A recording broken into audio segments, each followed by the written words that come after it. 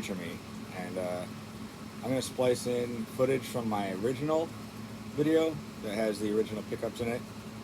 I was messing around with harmonics in that one too, so you get to hear them, like, I guess, back to back, what it sounded like with the old pickups and the old bridge and to now. It didn't sound bad at the beginning, I don't think. I do think it improved, but I mean, how much, I'll treat it aside. And then I'll just cut it back into holding that note, and so you'll be able to hear them back to back.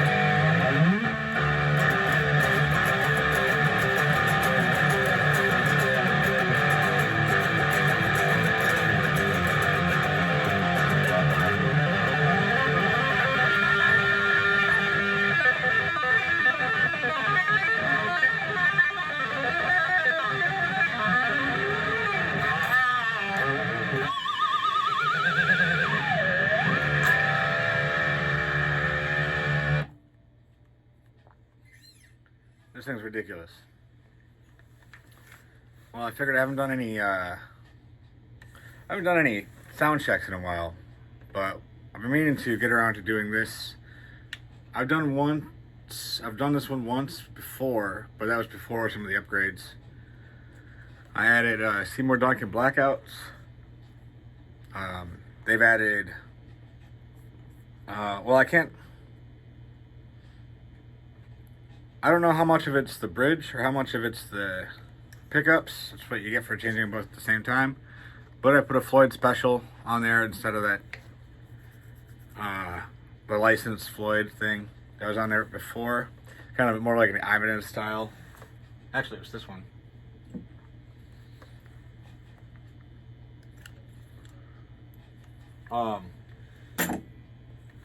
So I put a kind of a normal Floyd Rose Special on there, and then I put Seymour Duncan active pickups, Blackouts with the covers that match the. Oh, they're a little lighter actually. They don't quite match, but they're supposed to. Yeah. So with those additions, it is really it's brightened up the guitar a lot, as far as like it always sounded good playing like metal, like just being a chuggernaut, but I felt like it was always just that. It was kind of just a chuggernaut. It never felt, there's a brightness that adds like depth to the metal, in my opinion.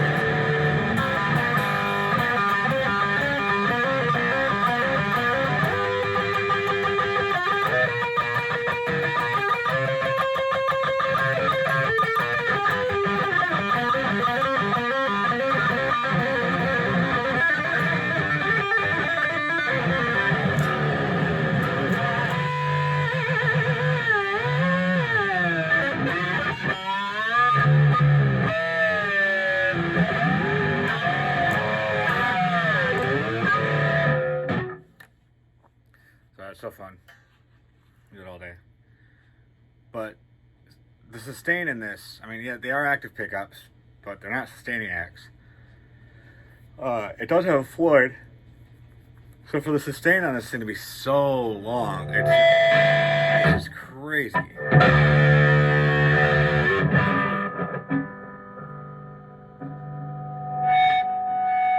Let's just touch this out dry.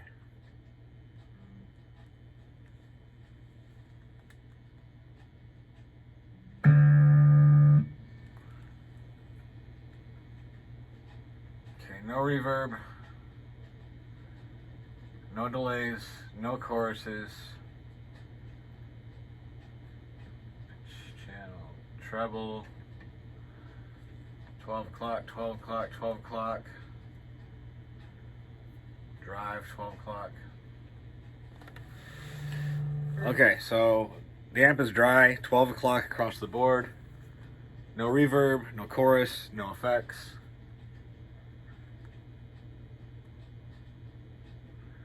On clean red or clean green? I don't know, I'll try them both ways. So I've got a timer on my camera, so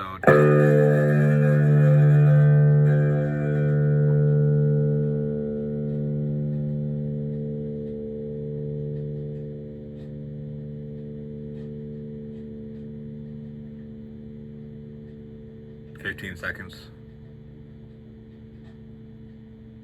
20 seconds,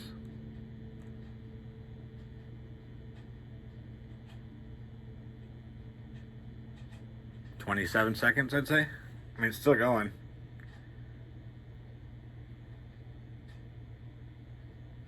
Oh, it's faint. Now it's gone. Alright, so 40 seconds, it's gone completely. But about 27 seconds it lasted, where you can still pretty much hear it.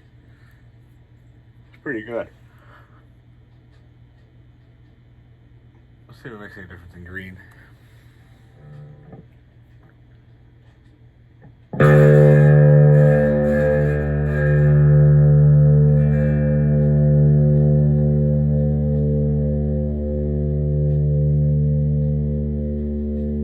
wasn't timing it. 22, 30.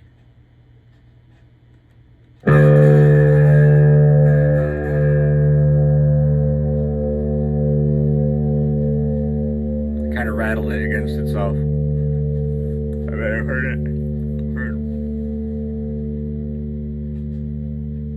15, 20.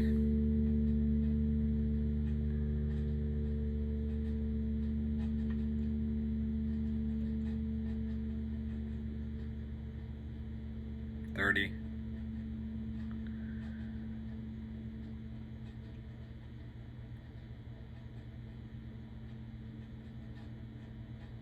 40.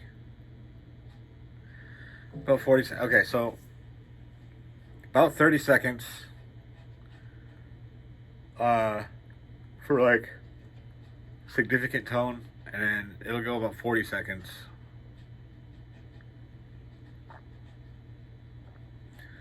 where you're hearing like the very like kind of fade away, but it stays fading the entire time.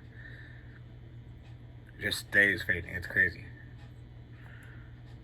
I don't know if I'm gonna compare that to another guitar or not, and if so, which one. But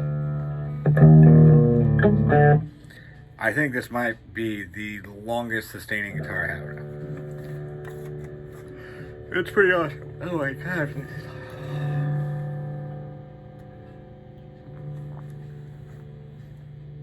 Well, anyway, it's been a while since I've done a sound check, and I just wanted to send another sound check out with this Moser BVI. I've got some new information on this as well. Somebody got in contact with me who got in contact with NEAL Moser himself when I had a picture of this up. I had it for sale 2 years ago, and I had it in a pawn shop, and it didn't look like I was going to be able to get it out. I took pictures up on it, and I posted them for sale, so hoping somebody would say, you know, they wanted it, and if that were the case, they could meet me at the pawn shop and, you know, pay to get it out and maybe pay me some of the difference. That way I don't lose it, I still make some money off of it. Somebody gets a good deal, pawn shop doesn't get the, you know, the guitar, but that didn't happen. But I was able to break it out, not really break it out, but buy it out. And once I had it back, it went off the market and it wasn't for sale anymore, and it hasn't ever thought about seeing a pawn shop again. Similar thing happened to my Joy once, and never again. Similar thing happened to my Gem Junior once. I think I learned my lesson, but what are you gonna do? So I don't know if I said the specifics in the last video. If I knew then, I'm not sure. But there are 275 NEAL MOSER BVIs, which is Bastard V Imports, BVI. Of those 275, there is a printout. You can go to the NEAL MOSER website. I think it's nealmoserguitars.com. And you look in their early years archive or something like that. There's actually like, you can actually see all the models that were imported and how many there were. So there were 275 BVIs. Of the 275 BVIs, 75 of them did not have the bishop's hat on the tip there. So that leaves 200 with the bishop hat. I believe there were 2 different color choices. I didn't see anything in the ad for, like, not the ad, but on the site, saying how many color choices there were, but I thought I remember seeing a silver. Pardon me. A silver and red as well. Or maybe a red with blackout, like the opposite of this one. But I'm not sure. But let's just say they're all the same color. Just for argument's sake, there's 200 of them. And of those 200, some of them were Floyd roses, like this one. And some of them were hardtails. I don't know if that was a 50-50 split. It doesn't indicate whether there was 100 softtail or 100 hardtails, 100 Floyds, or if it was like 150 Floyds and 50 softtails, or 50 Floyds and 150 softtails. It doesn't indicate. I think I would assume that half of them were Floyds and half of them were not, which puts these at 100 guitars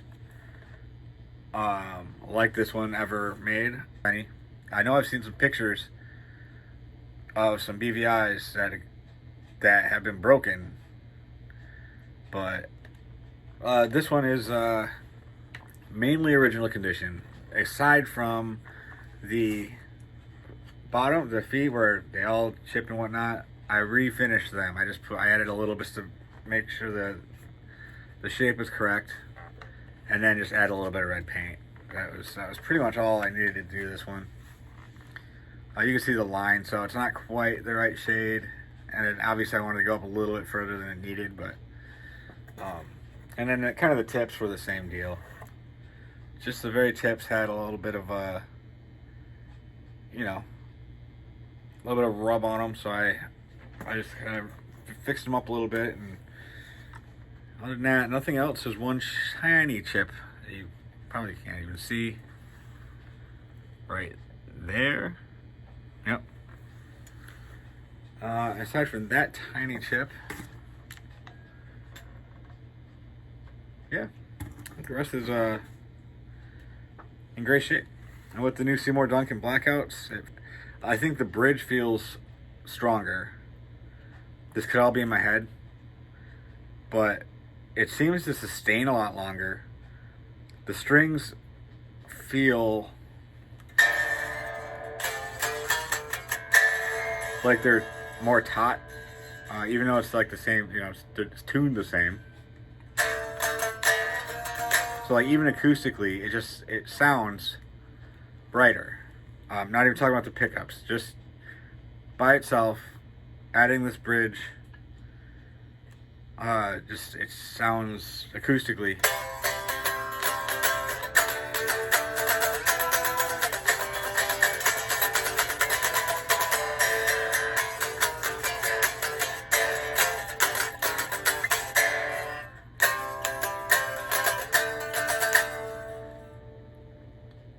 seems to ring out a lot longer. Plugged in or not, it's still ringing. I can feel it in the hand.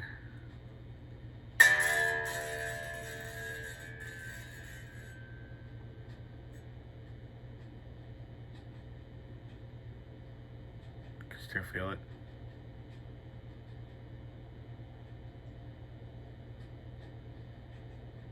Okay, now I just stopped feeling it now, so it's pretty good. Of course, with the pickups, it sounds fantastic. I liked the pickups that were in it. They were kind of a no brand. They had two, like, it had a bar type humbucker, and what was the other? What was the other? Adding these blackouts, it adds a brightness that when you're palm muting and you're playing heavier stuff, it articulates it better, I feel, in mixes. When you're just chugging along with your amp by yourself, and you know, those are great.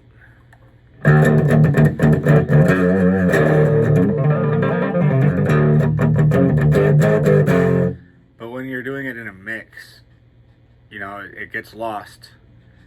That frequency gets lost. You know, maybe if you're playing along with a double kick, or even what the bass is playing, it's just like you'll lose a bit of that with, I don't know these things. I just know it feels brighter. It seems to be sustaining a lot longer, and it just sounds overall better. It's not as muddy. Not that it sounded that muddy before, but it just sounds less muddy now.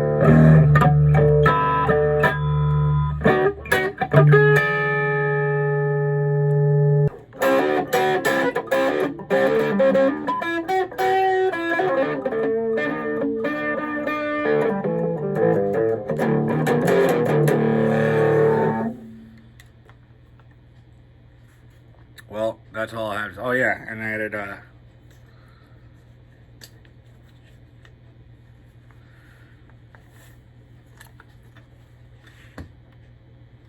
good old DiMarzio locking straps as well. Aside from that, I gave it a good cleaning, and just been enjoying it a lot more. It hung out on my wall for a long time when I played here and there, and I played well. But you know, now that it plays like it does, it's getting a lot more actual play, because it actually sounds good. It actually sounds as good as any of my other guitars, because it's got good hardware on it. And that's what it was missing before. Like, I always liked the shape, I always liked the guitar, and I liked playing it because it just looks freaking gnarly. I mean, it's the meanest guitar I've ever seen. It is just that. First of all, points per capita. This has got to be one of, if not the pointiest guitar on the planet. It's got the two biggest points that look like dragon's mouths or something, and then it's got all these other points just to make a point, and then to top it, you got three more way up here. I mean, I can't imagine there being a pointier guitar than this one without imagining it looking really goofy. I mean, it's crazy. Don't get me wrong, there's a lot of sweet pointy guitars out there. I'm a fan. Truly am. Boy, this one has to be the pointiest for sure. And now I'm a much bigger fan of this guitar now that it you know, now that it sounds and plays as good as it looks. You know, sometimes you don't think of things like, I didn't want to mess with the original stuff that was on this because the guitar was worth, you know, the next amount of money, like the way it was. You know, adding adding a few $100s to it isn't really going to change what the value of it. I mean, it might, but you know, comparatively speaking, I'm not sure. So I kind of always kept it, but I always kept it stock, and that in itself kind of always kept me from wanting to play it, because I like playing guitars with Seymour Duncan Blackouts or EMG, you know, EMG 8185s or whatever. And I like playing Floyd Rose bridges. You know, I like playing the guitars that have the good parts on them that sound good, you know. And me not wanting to mess with this because it didn't necessarily make sense monetarily, like, kept me from playing it and enjoying it the way I should have enjoyed it. By upgrading these two components, man, it just plays a lot better. And it's now one of my main players, which it never really was a main player, because it's kind of, I love staring at this one. And you know, when I found out what these were, that these were worth some money, I don't know, you always feel that, like, kind of a guilt of ownership sometimes. And I kind of figured, like, this one probably won't be around very long, because, you know, if there's a lot of things I need, it's kind of silly for me to complain about it when I have a guitar worth, you know, $1,500 or $2,000 on the wall, that I could sell that and better my situation. So I never gave this guitar a chance to grow on me, because I kind of wrote it off as it was going to be a short timer. And here we are, like 4 or 5 years later, I still own it, and I finally put pickups in it and a bridge and made it mine. And now that I've made it mine,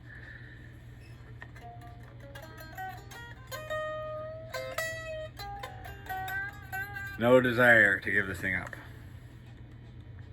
I mean, for the right price, everything's for sale, right? But now that I made it mine,